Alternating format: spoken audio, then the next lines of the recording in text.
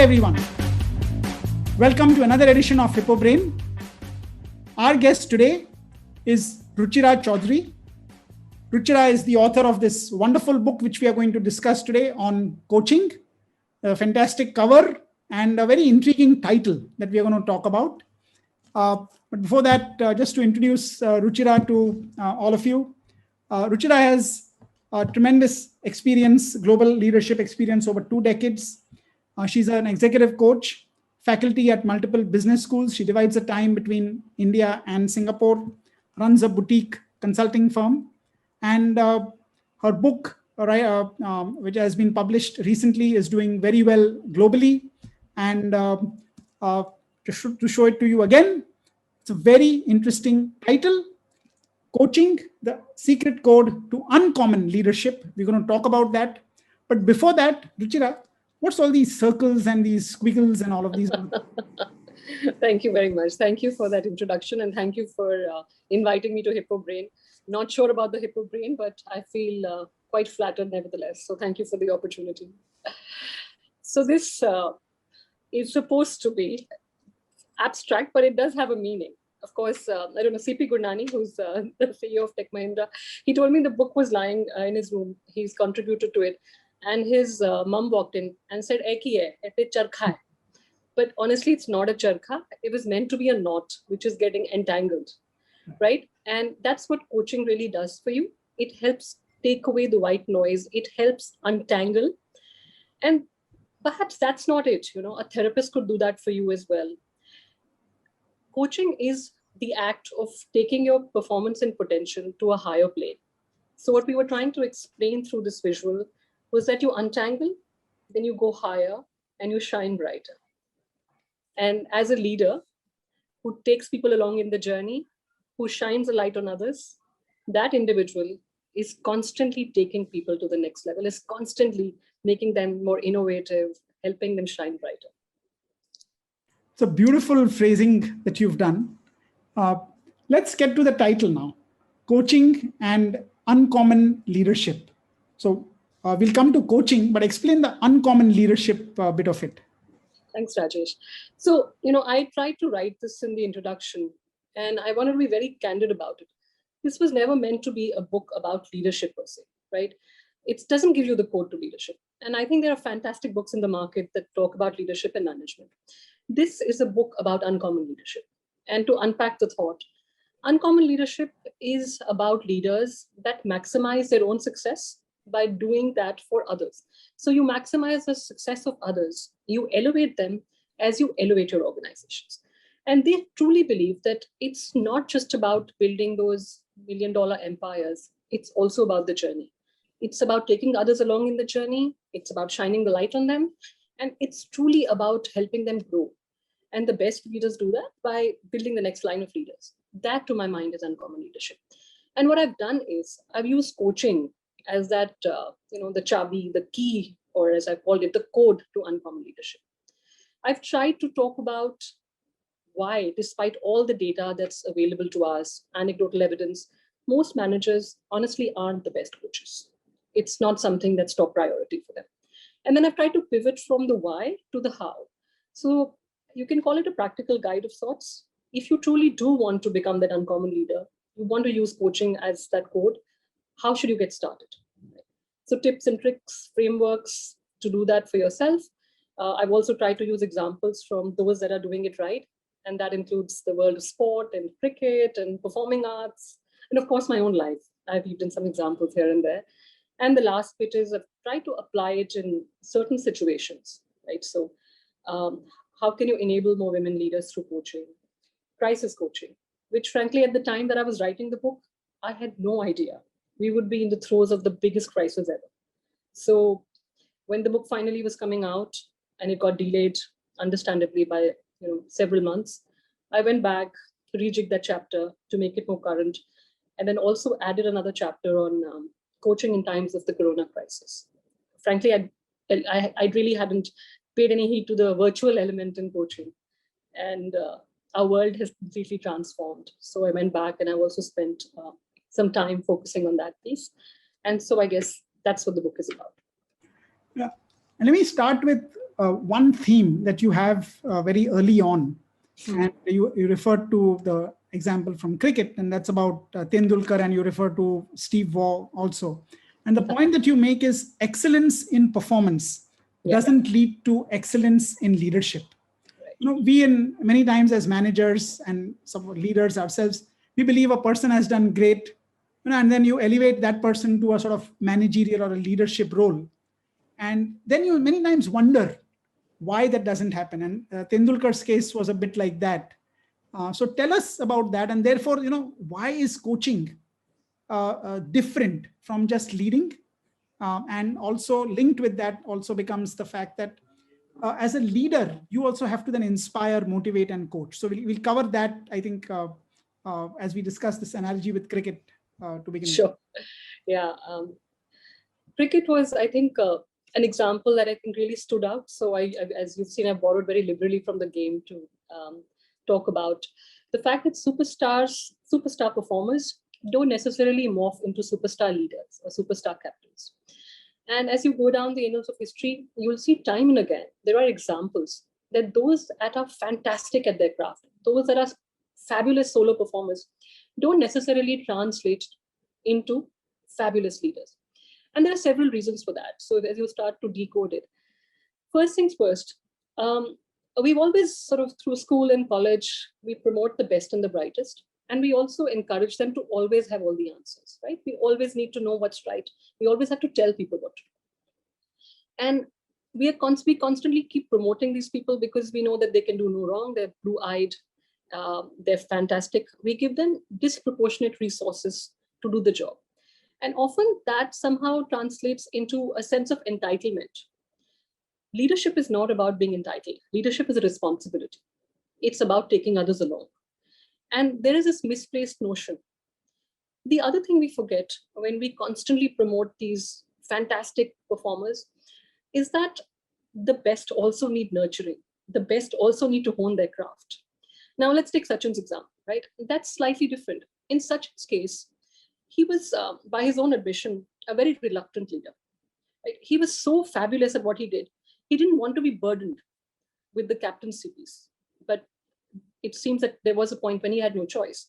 We believed he was the best that we had, and hence the best they had to shine the light on the best. Now, just because you are the best performer, as I said earlier, you may not be the best captain. Because often the traits that make for a great player or a great corporate player are at odds with what makes you a great leader. So think about fantastic performer. We think of passion, drive, focus, often in some cases also some sort of self-obsession, right? But then you translate that to the traits that you need to be a successful leader: empathy,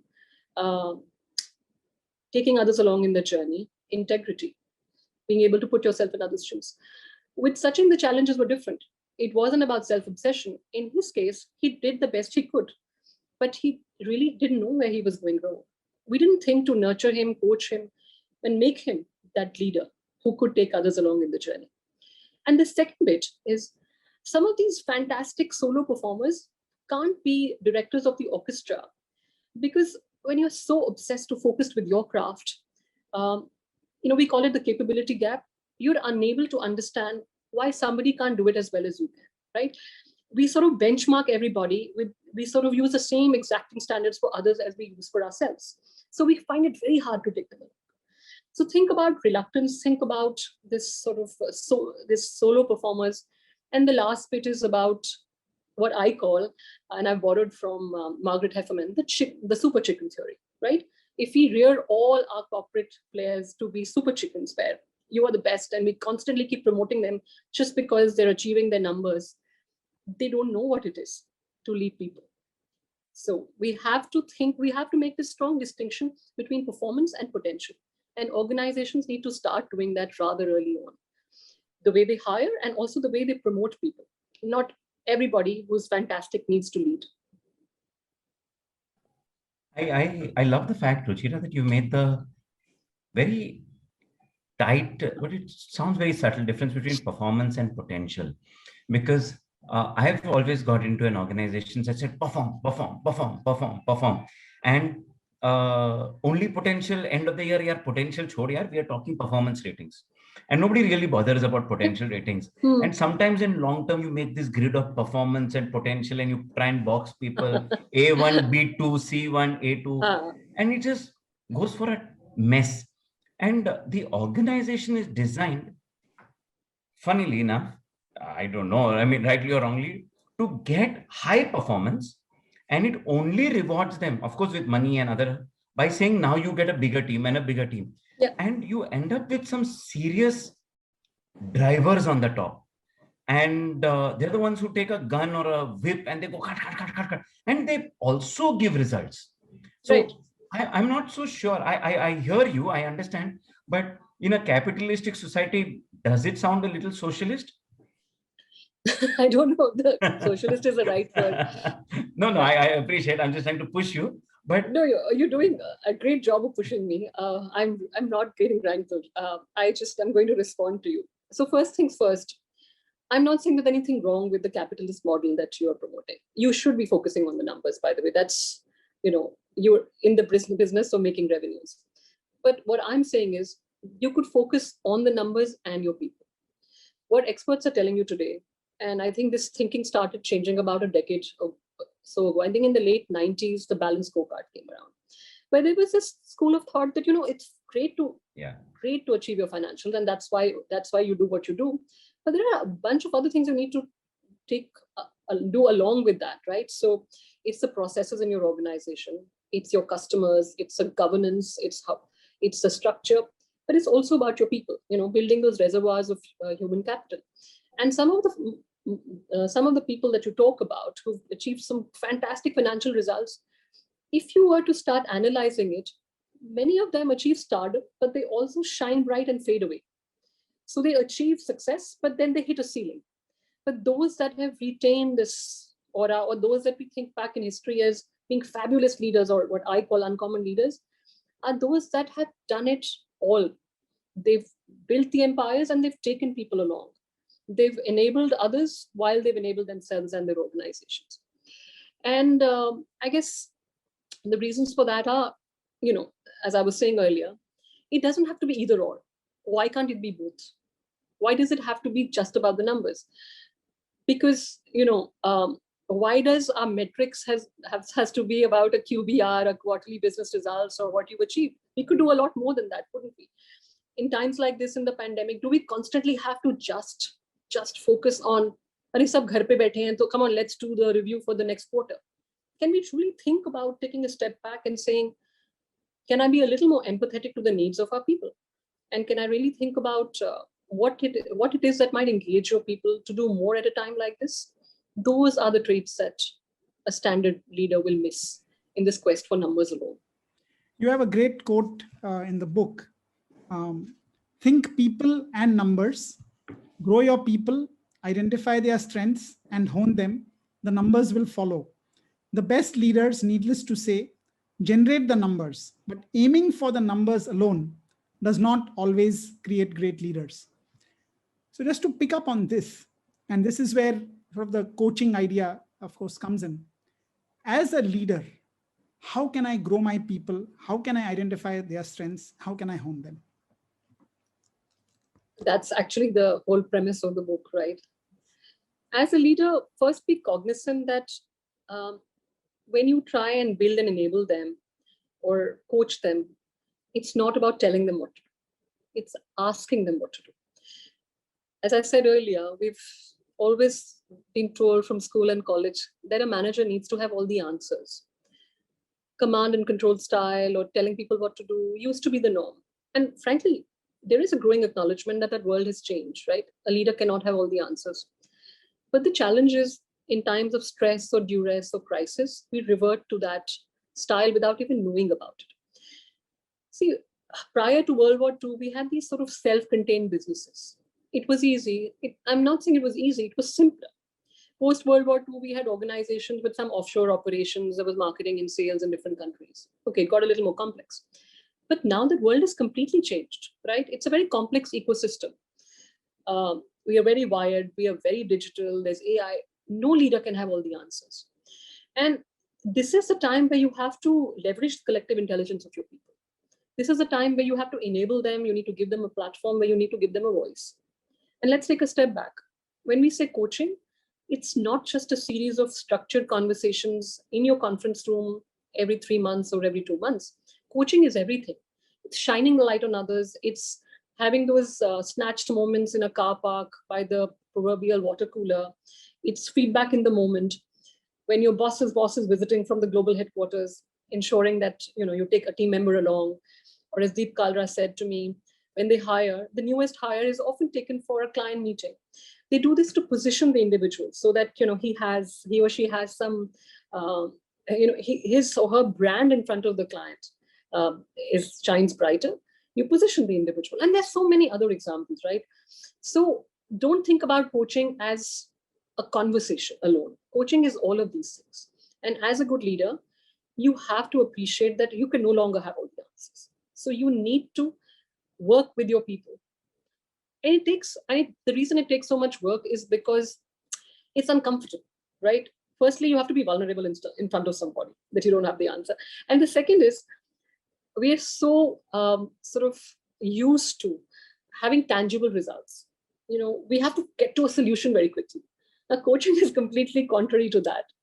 Coaching is a lot of asking, and it's not telling people.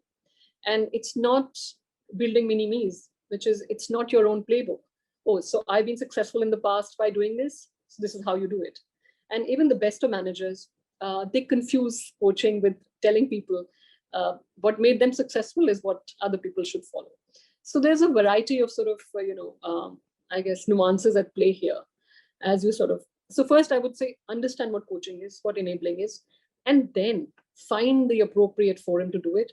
It can be structured, it can be unstructured, it can be in the moment, and it can be planned well in advance. Ruchira, there's an interesting thing that I want to pick up from here, and it's got to do a little bit with, and just forgive me, I'm using a little bit of my life and my experience here. Sure. See, earlier, I also used to be a young kid, management trainee. Directly 20 older people are reporting you just because you are an MBA. And then I thought my job was to give directions. And I think over the years, I'm pretty embarrassed if I look back at my old self and how I thought coaching was. And I think what you're saying is absolutely right. But there is slight, what these days I've been thinking, and I want your reaction on it. A lot of time over the years, so many people have given me feedback that I don't know who I am right now. Okay. I'm trying to be something, I'm trying to be something else. Somebody said, gussa mat ho, koi bolta itna drive mat karo, koi bolta ye mat karo. But Jaimit, in meetings, you are like this. And I am now losing my head and my hair. And one of the things is now, I'll tell you what I've been doing, and I just wanted to help you react on that. I've been telling people, see, this is where I think you're doing this. Maybe these are the reactions that you may get. These are the results that you may get. In my life, I have not done this, but you figure out, and I'm not saying feedback means change. Feedback just means this is what I know. Now you figure it out. Now, this is this big thing. I don't know. I've been thinking that mat bolo kisi ko. Apna experience do. Explain what you see. Absolutely. Beyond that, let the person find a new paradigm for himself. I don't know whether I'm doing right or wrong, or does absolutely, absolutely. And actually, I think you've said it very eloquently, a lot more than I did, because I meandered all over the place. That's what happens when you write a book with 80,000 words in it, right? You want to say everything. But I think you said it very eloquently. Pehle to if I can give you some unsolicited advice, आप किसी लोगों की advice मत लीजिए, right? You have to take a lot of this feedback with a pinch of salt, because at the end of the day, feedback is only one component of coaching, by the way, right? And it's great to get the feedback from those that you trust, those that perhaps either are in positions that you value and they're adding value to your life. Either you trust or your job is to trust. Fair enough, fair enough. So that's one aspect of it. But the second is, feedback, as I was saying, is just one component of coaching. The whole premise of coaching is not what you did right or what you did wrong. That's just one aspect. It is about helping somebody find their own path. You have to write your own playbook, right? You have to be able to find solutions to your problems. And the individual who's coaching you is the guide, right? And that's why we often confuse mentors for coaches. Whether it's corporate life or otherwise, we use that term very interchangeably. But there is a very, very clear distinction. A mentor is somebody who gives you gyan, who counsels you, gives you advice, typically older, has a lot of influence, does not need to be in your organization, but someone whose path you've crossed, right? Ex-client, somebody you just have a great equation with, and who's seen you at work, right? Believes in you. And basically, these people dispense wisdom. But a coach is not giving you that gyan. The coach is helping you find your path. So they do a lot of asking, not telling. And they, I guess, the simplest way to describe it is they surrender a lot of control and they give more power to the question than the answer. So they ask you the right question to help you find your own solutions. And that's what we say, right? Unleashes the innovation, the creativity, the untapped reservoirs. Because it's not about creating mini me's. It's not about having someone replicate what you did and what made you successful. A good leader understands that if you want to enable others, you have to give them the space and time to think and innovate. Ruchira, give us some examples of uncommon leaders. People, you of course talked about quite a few of them in the book, but some examples which will help us, visualize what this uncommon leadership is about. Yeah, so I think there's a lot of Satya Nadella in the book. Of course, I'm biased. He's a senior from business school, so I met him in person. He's very inspiring. But more than that, I think the things that stand out is he talks a lot about how he took over a broken Microsoft. And he said, of course, he did the right things, to your point, to achieve the numbers in the business strategy context, whether it was cloud computing or AI. But he said all of that was great. But the one thing he felt he was doing right in his own unassuming fashion was he focused on the C in the CEO, which is the culture of the organization. And he said he was a guardian of the culture, and he started first by listening to people. So I think the first year, all he did was listen. He listened to different groups and functions, his head of HR and a whole group of people. And people who have sort of remarked, he said, it doesn't matter what level you were in the organizational hierarchy. He listened to you very actively, and there was just no difference. Without interruptions, he spent a lot of time assimilating it, and then came back with what they call the excellence framework, which every leader is meant to be a model, as in a role model. They need to coach and they need to care for their employees. But that's just the output of 2 years of listening. Clearly, he did a lot of other things right. They were a broken system, very siloed. Each function was pitted against the other. The performance metrics, I think you mentioned it in the passing. The incentives were such that there was no there was no incentive for collaboration with each other, right? It was always about, if my functional unit achieved XYZ, that's where the rewards were. So you have to go back and relook at how you bring all these components together to have a culture that truly empowers and elevates everybody. So he's one. And this is, of course, a case study I've used in the book. But I think a lot of people in their own ways are fantastic, uncommon leaders. Back to the cricketing example, we know Dhoni is quite an uncommon leader. Again, wasn't a stellar individual performer. The best, rather. Great performer, obviously, that's why he's in the team, but he wasn't the best. But there was clearly a lot that he did as a leader to take people along in the journey, to build the morale, to constantly give them positive feedback, reinforce it. Of course, there's a lot of literature on him. So cricketing, take Sheryl Sandberg, who's she's endorsed my book. Okay, of course I'm biased but I've experienced these people firsthand. So I wrote to her when the book was nearly done. And I had many moons ago moderated an event for the University of Chicago and Lean In. So I've never met Sheryl, and this is the only connection we have. And the session had gone well. We had some very high-profile CEOs. And so I got a note from her office saying, thank you. And that was it. And that was a few years ago. So I sent her this email saying, this is a book I've written, and I know it's an area that you're passionate about. I've borrowed some examples from your life, but it's largely about enablement and coaching. And there's a chapter on women's leadership as well. And let's just say I wrote to a lot of people. And because of the University of Chicago, I am connected. Some of them did politely declined, some didn't. She wrote back to me almost immediately. I think I fell off the bed. It was like midnight here. And she sent me a very sweet one-liner saying, I would love to help you, but I have so much going on in my life right now. I can't write your foreword. I had approached her for the foreword. And I said, okay, my God, this is my chance. So I wrote back to her as nicely as I could, firstly thanking her for reading my long-winded email. And I said, okay, do you think you could write a blurb? So she wrote back. She said, you realize it's the same thing. I will still read your book. So, okay, I'll do my best. And that's it. So I didn't hear any, send me the manuscript.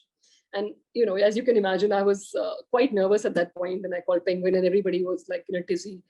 We sent her what we had. It wasn't 100% by then, but I didn't want to, I wanted to give her time.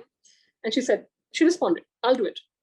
Give me time. I'll do my best. Now, obviously, if she doesn't like the book, that's the end of it. 3 weeks go by. And one fine day, this really eloquent, really nicely worded blurb arrived saying, thank you. Thank you for giving me the opportunity. I loved reading your book. It was fantastic. I hope you like the blurb. That was it. There was no drama around it. But to me, the woman stands, she's a true inspiration for a lot of women and men across the world. She talks about lean in terms of, the whole concept of leaning in, helping others, elevating them, shining the light on them. I thought she was a fantastic role model. And she did exactly that for me. So she's my hero for life, right?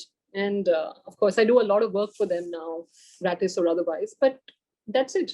And apparently when she joined Facebook, she went to the desk of every employee, thousands of employees, just saying, hi, I'm Cheryl, and spending about a few minutes talking to each one of them, it seems. And to me, those are traits of an uncommon leader. You don't have to do something big and flashy, but just letting people know that they're important, just forming that connection with them. I think that's the premise, that's the foundation of elevating, shining, coaching, all of those things that I talk about in the book.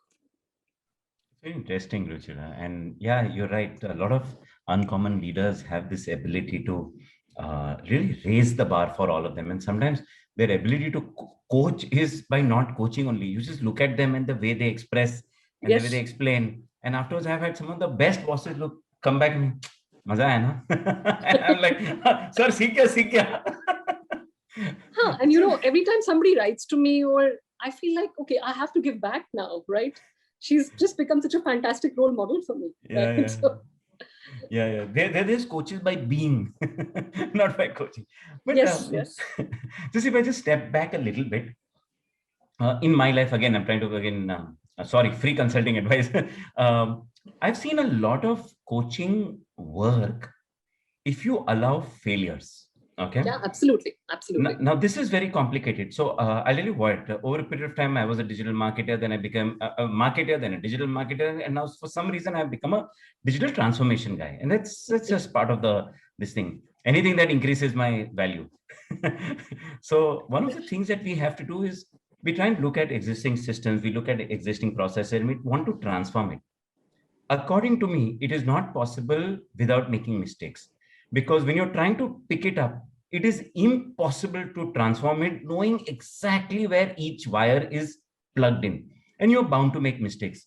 But also at the same time, the pressure that it has to be right, it has to be perfect, take your time, use agile as a methodology, use DevOps to ensure that everything is going fast and good and everything. And I'm 100% sure transformation may failure hone wala hai.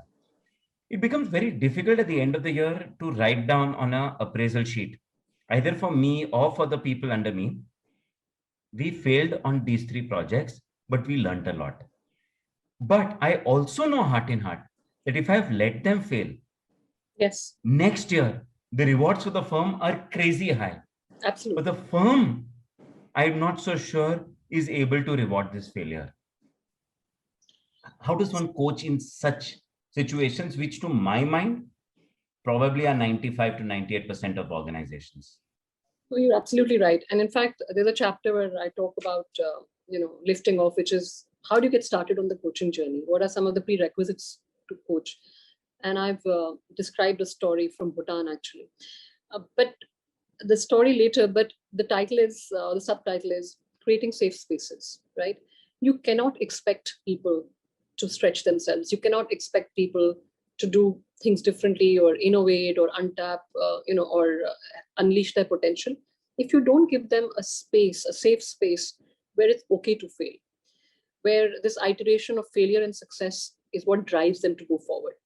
And as a leader, you have to take that judgment call when you can allow them to fail, and you have to be very upfront about it. That mistakes can be tolerated, but you also have to be very clear with your expectations that you can keep failing nonstop, right? You have to learn from that failure.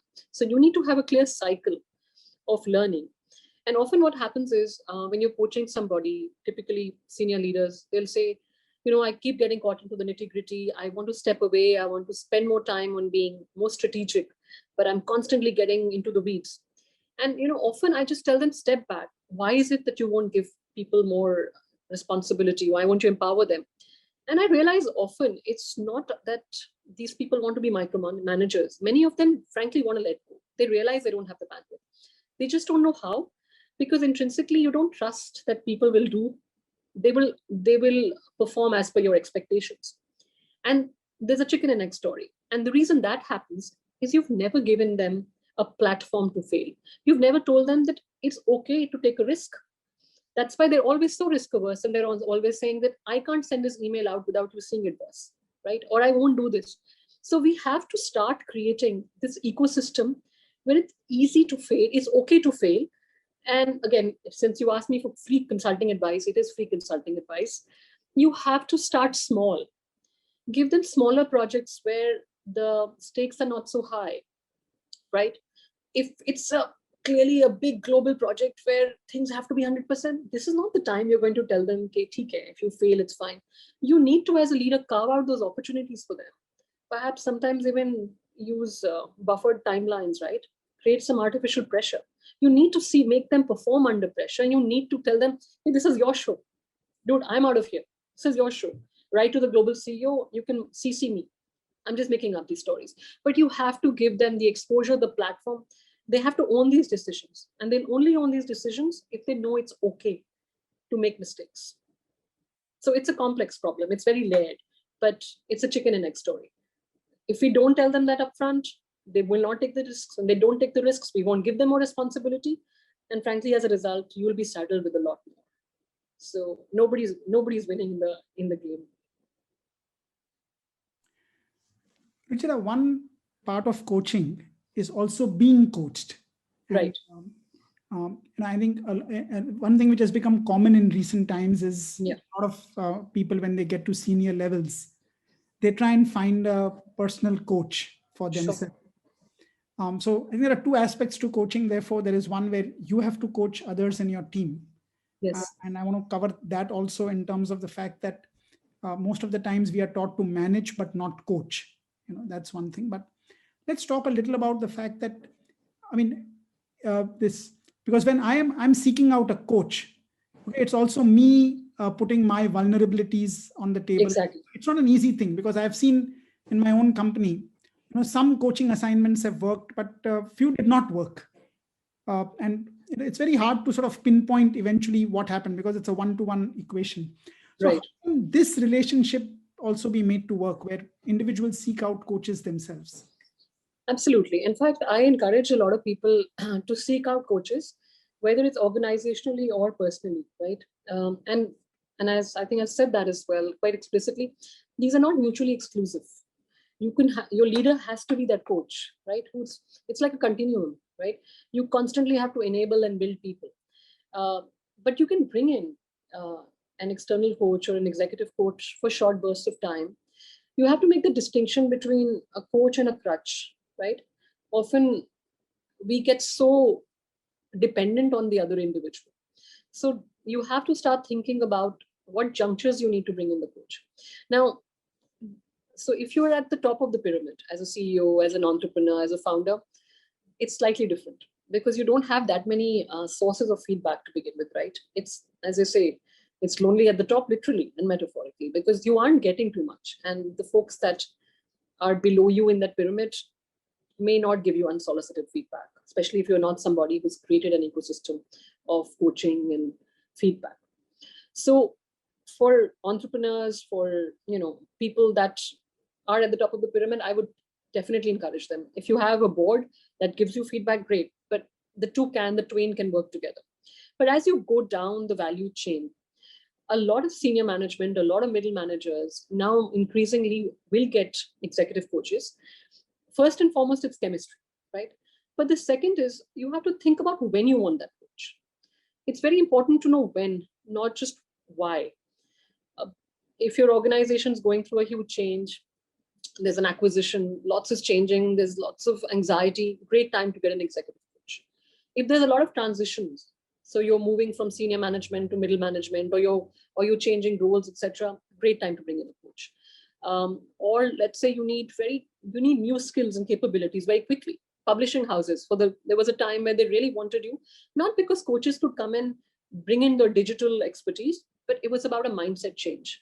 You've been working the same way for so long, and suddenly you had to completely, change the way you had to learn new skills. You had to be agile, you had to be nimble. And, as they say, it's not as hard to learn a new skill as it is to let go of your old beliefs. It's the process of unlearning that is the hardest. And that's when you need coaches who can tag team. And also, let's face it, when you have the leader as coach, there are some biases that are likely to creep in, right? The same individual does appraise you, and the same individual does have a point of view on your remuneration if you're in a traditional corporate setup. So there are clearly benefits to having that executive coach, the unbiased, non-judgmental individual who can tag team with your current manager or your boss. So absolutely. And Ruchira, I think what you also spoke about coaching and coachee relationship with the coach, etc. I think it's a very interesting thing. I would be more amenable to be coached from somebody I trust, or somebody who's actually doesn't directly doesn't directly affect. Does it make sense that I'll give you this example from in some cultures, mom and dad ka role nahi hota hai, scold karna, chillana. It is the uncle auntie, and typically the uncle auntie or the other guy who's laterally somewhere is the best one to teach you about life or explain to you, etc.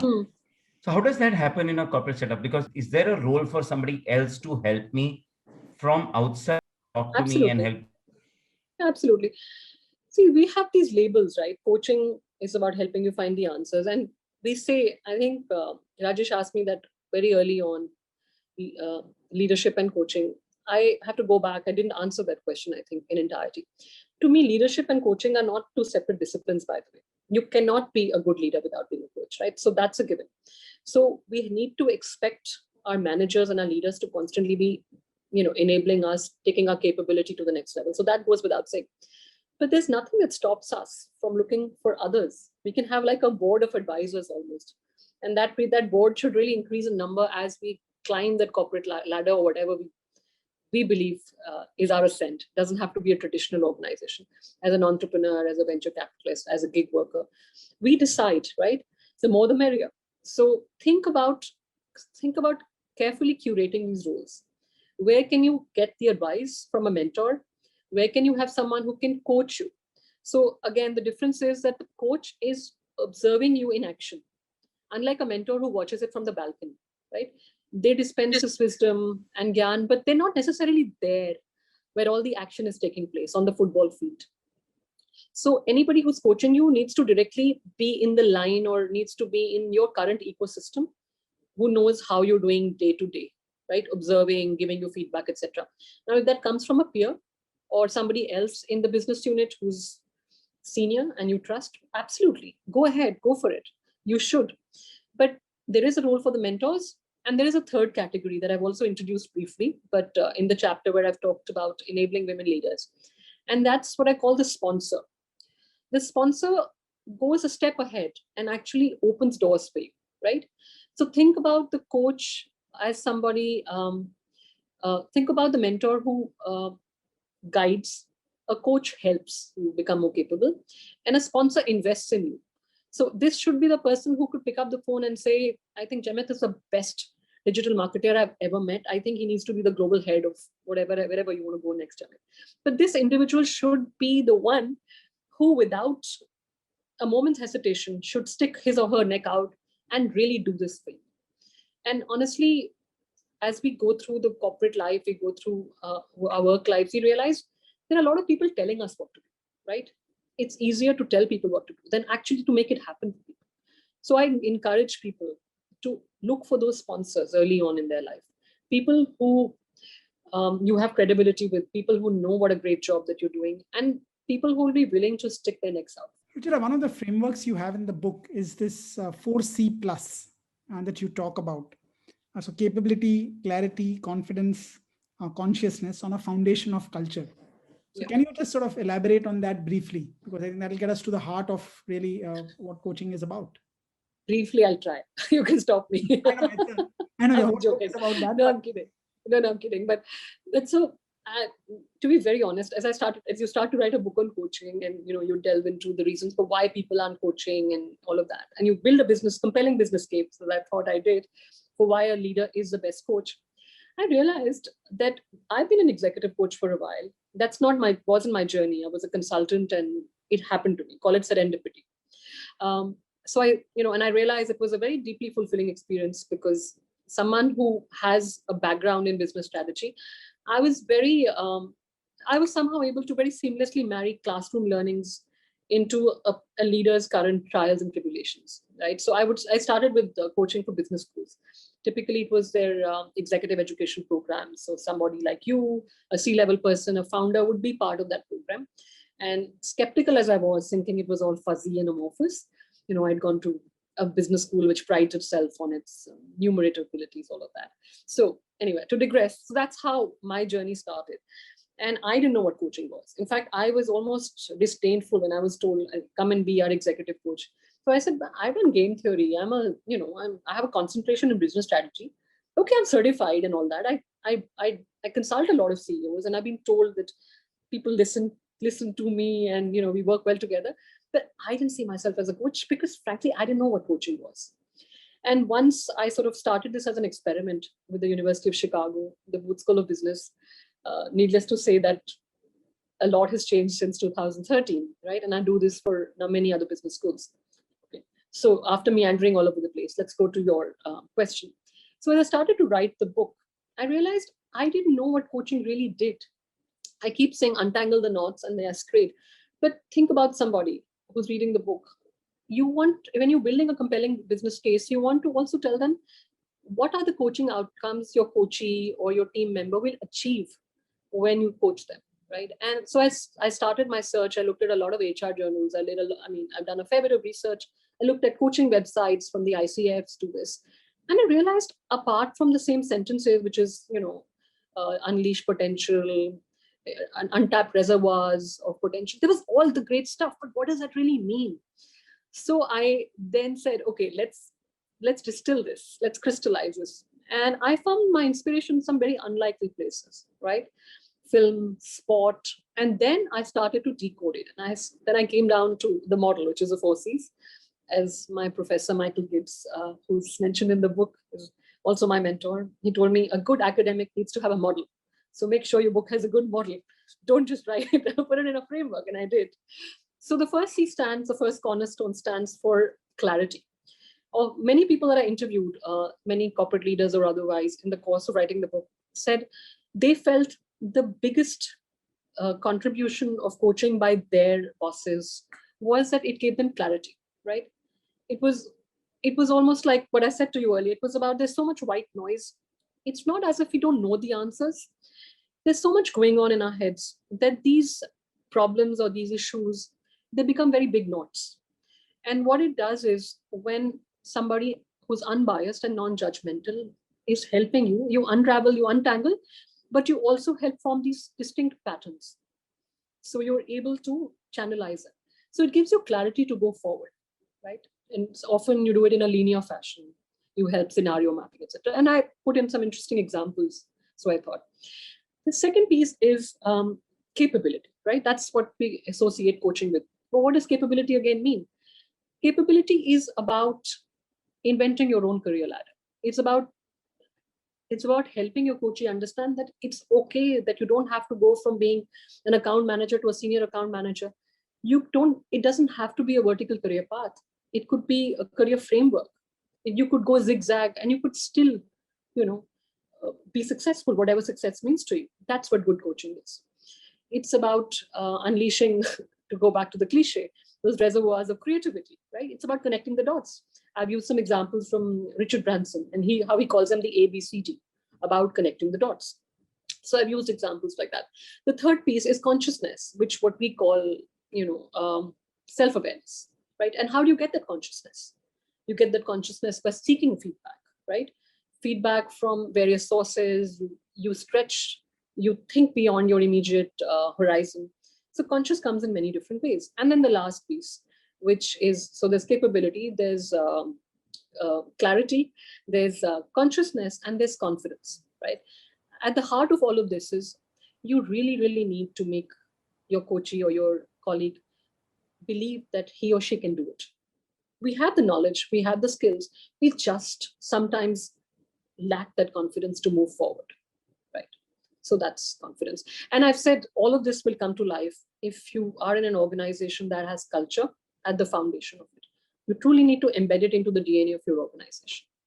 Ruchira, just another, again, from my life. What you're speaking about, seeking feedback. And I think that's pretty critical.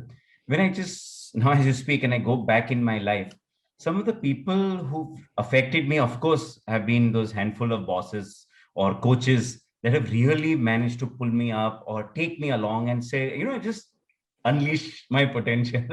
But I think some of the most interesting interactions with which I have grown have been the people who reported into me.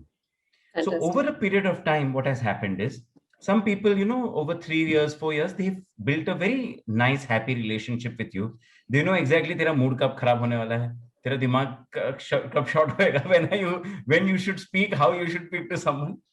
And these people have the ability to give feedback or connect in such a manner that you honestly improve dramatically. I think more than a boss down, I think down to the boss, I think that part of the coaching ability has been overlooked largely, as if I look back on my life and my experiences.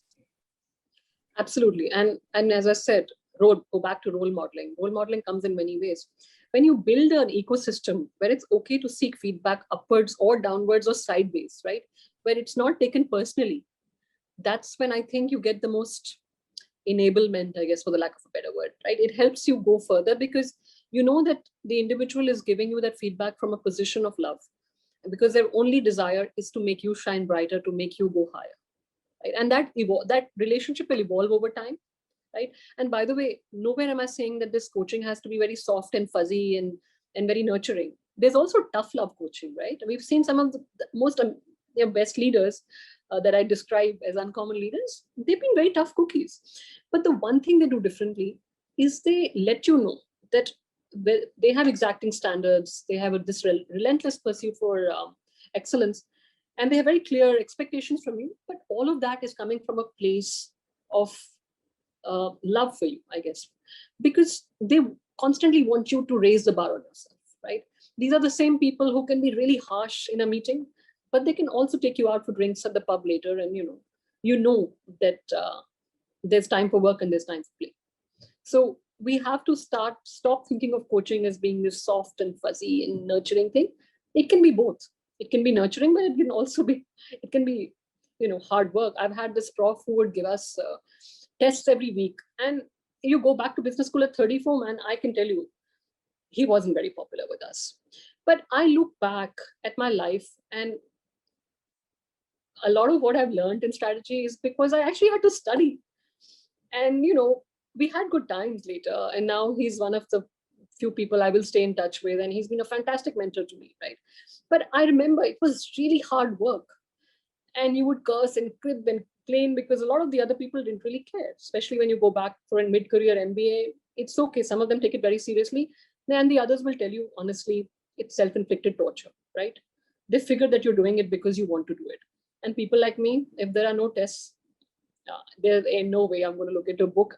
A good desi that I am, prior to a day before the exam.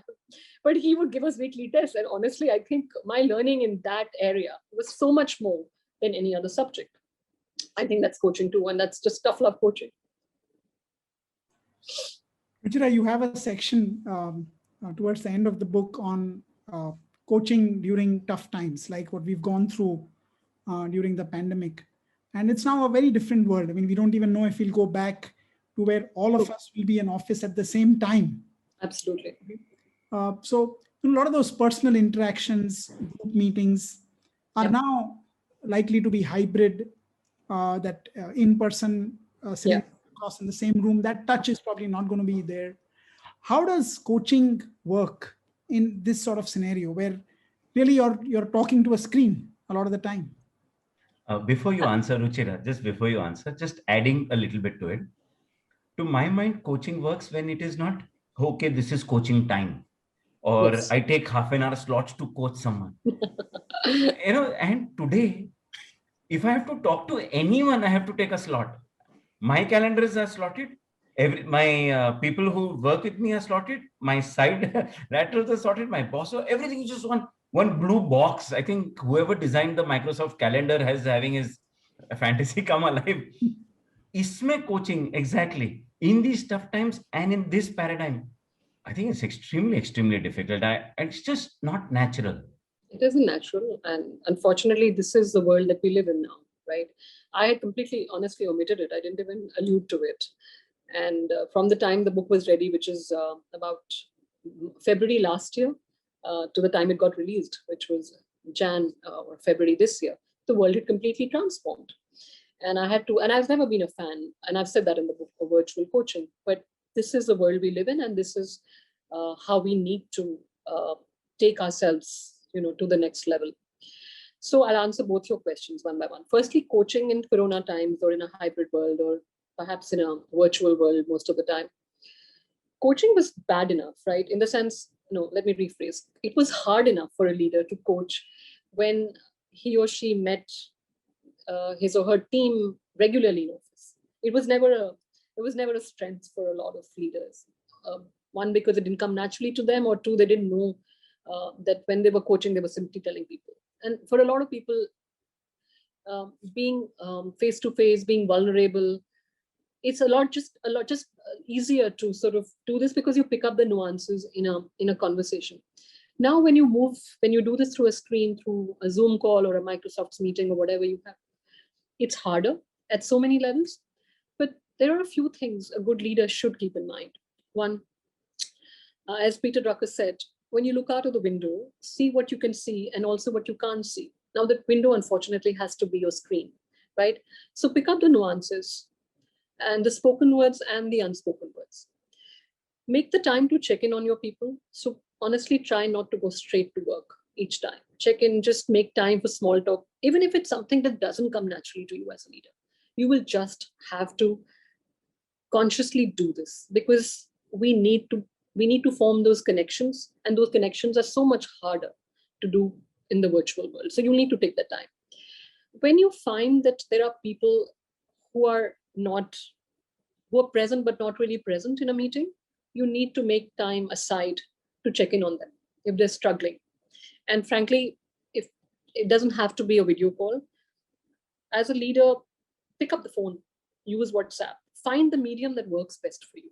I think we've become so fixated with these video calls that we have completely stopped being spontaneous. And we also have to be empathetic to everybody's individual reality. I use this example all the time. It's a beautiful poem, right? We are not in the same storm. No, we are not in the same boat. We're all in the same storm, right? It's a raging storm. But some of us have ocean liners and some of us have lifeboats. And some of us are frankly barely clinging on to a dinghy, right? So our worlds are very different. Spotty internet connections, barking dogs, young kids, smaller spaces. But Jaimit, it wasn't about you, but generally speaking. It is typically pressure cooker ka city when I'm presenting to the chairman. Exactly. So and you have to truly be empathetic to the reality of individuals, right? And that's also coaching. And so be aware, be present is what I keep saying. Switch off your phone. And I have a client and I've been coaching them for, the senior leadership team for a long time. He says, I tell them after 6 p.m. we are not doing we are not doing any structured meetings. It's quite an impressive thing for him to do. But when he does that, he's sending out a signal to everybody that they don't have to be available 24/7. They can answer the emails when they do. He says, I have to take a break between 6 to 9. I have things to do. I'm a single parent. I've got lots going on in my life. And I tell them, you can get back to me anytime. If it's urgent, just pick up the phone and call me. I also have another client who says every evening, 5 to 6 is a time for any of his direct reports to call in. And if they need resolution on anything, we'll do it then in 5 minutes, right? These are not ideal, but in your own way, you need to craft that ecosystem where you encourage people, to get some me time, where you truly appreciate that our personal and professional boundaries constantly keep colliding. So we need to set some boundaries for our people, and you need to be upfront. So unless a leader sends out the right signals, it's not going to happen. That's also coaching, right? It's about all of that. It's about empathy. It's about building those reservoirs of trust. It's about just being there for your people. And I think, to me, the biggest sort of lesson here is do bite-sized conversations. We don't have the time for those 30 minutes that we blocked in our calendar for structured meetings. Do it, be there in the moment, try and observe, try and be more inclusive. And after a meeting, you feel somebody is not responding or somebody else is talking too much, use your phone, send a WhatsApp and say, let's get together. Just curious to find out what's going on with you. And the last bit is, this is not something that we've done in the past, and our current environment truly dictates that we are more open about things like grief, fatigue, and loss. We are now in the throes of the biggest crisis, and even more so than the time we started last year. This is very close to home for so many of us. It's not something we talk at work. We sort of try and keep these two worlds very separate. But I think it's time that we talked about these things. It's okay to not be okay, I guess. I think on those words, I think it's been a fantastic conversation, Ruchira. I think you've really brought home the theme that you cover in your book, that coaching is leadership's secret sauce. And I've got my own 4 C's as takeaways, which I'll read back to you. So coaching, and again, building from what, of course, you said, number 1, it's about the coachee. So it's ask, not tell. It's about the other person. It's not about me giving the gyan of my, 30 years and so on. Second, it's about conversations. Okay. And it's not just the longish conversations, it's continuous conversations. Like what you emphasized, that, it's those small snatches of moments, just now what you said, like right after a meeting or whatever. And I think most important is also, it's about making that connection. There's a connection of trust. There's a connection of sharing. It's of course harder in a virtual world, but I think as leaders, if we can make that connection individually with people. So many times, building on what Jaimit said, we are meeting in groups. Okay, in an office, it was very easy to do those one-to-ones, unscheduled one-to-ones at lunch or in the corridors or wherever, and those are missing now. But it's very important for every leader to build that connection. So I think those are sort of my takeaways. But fantastic conversation. Over to you, Jaimit. I think, Ruchira, it's quite interesting to hear this and understand. And I would wholeheartedly endorse what she's trying to propound or explain. And I've seen that in my life over a period of time, from being more of a young player to a mid-level, like you're the captain, and now towards as a senior, your role is more coaching. And I realize all those mistakes that I have made. And I think what Ruchira is able to point them out and explain very simply. I think I may want to cop out and say, 1 second, there was a role for the organization. And somewhere in this coachy thing, the organization's ability to reward coaches as opposed to performance, somewhere in the back of their head or somewhere, is extremely critical. That's one thing that I may add, Ruchira, with your permission. And I think what you're saying is also interesting. And in these times, it's extremely difficult. I was reading one more interesting article saying that the only time humans see other people's face so closely, or only twice. Either you want to kiss them or you want to kill them. And either in, so, and in this, so coaching karne ka, it's so difficult. It is so difficult. I think to sit behind, to look somewhere else, to have these nice conversations, and to have these unstructured conversations with a lot of people.